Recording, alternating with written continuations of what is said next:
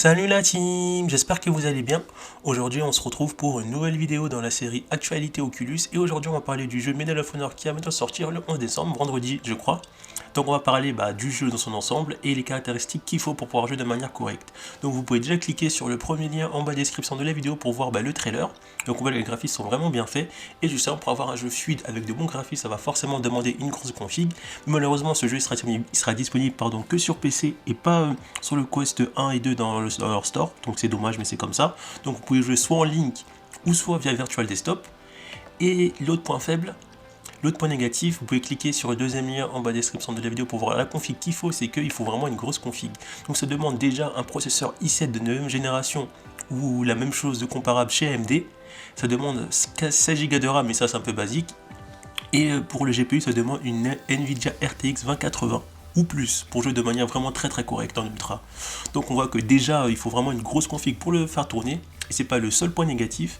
Pour l'installation, il faut compter 300 Go de stockage, donc c'est vraiment énorme, 340 Go, vous vous rendez compte de stockage, et après installation il faut compter 170 Go de stockage, et aussi avoir un SSD NVMe, donc c'est recommandé. Donc ça montre que vraiment Medal of Honor a vraiment mis le paquet pour nous fournir vraiment un jeu qui va être vraiment très intéressant en VR. Là je pense pas que ce jeu va me décevoir, j'ai sûr que je vais le prendre. Donc après moi honnêtement je suis vraiment large, parce que si on regarde mon PC, hop, on voit que j'ai deux disques durs, un disque dur de 1 Tera et un disque dur de 2 Tera, donc je vais être tranquille à ce niveau là, mais j'ai qu'une RTX 2070 super, mais je pense que je vais peut-être pouvoir jouer en ultra, mais pas forcément avec des FPS fluides, mais sinon je pense que moi ça devrait le faire.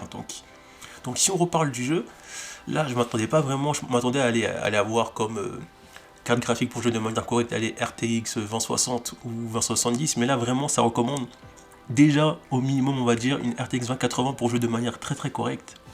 Après ils n'ont pas détaillé les configs minimum pour l'instant, mais au moins vous savez que pour jouer à ce jeu là ça va demander une très grosse config et surtout un gros espace de stockage. Je pense qu'il y en a même qui vont devoir racheter un autre SSD juste pour le jeu.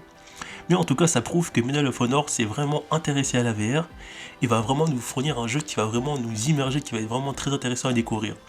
Le seul défaut que j'ai à noter sur ce jeu là, c'est que le jeu est en anglais, mais j'espère qu'avec une prochaine mise à jour le jeu sera en français pour que je puisse redécouvrir le mode histoire, parce que j'aime bien le mode histoire de Medal of Honor. Il y a aussi un mode multijoueur qui va être très intéressant à jouer, avec la possibilité de créer vos propres parties pour jouer avec vos amis. Donc du coup voilà, on arrive à la fin de cette vidéo. N'hésitez pas à me dire en commentaire ce que vous avez pensé de cette vidéo et si vous allez prendre le jeu ou même racheter un SSD ou peut-être refaire votre config juste pour ce jeu là. Et on se retrouve pour une prochaine vidéo dans l'actualité Oculus. A plus la team. Pour retrouver d'autres vidéos sur l'actualité d'Oculus Facebook, cliquez sur l'épingle du numérique, après vous êtes abonné bien sûr, rendez-vous dans l'onglet playlist et là cliquez sur la playlist Actualité Oculus. Donc pour l'instant il n'y a que 9 vidéos, mais au fur et à mesure je rajouterai d'autres vidéos. A plus la team.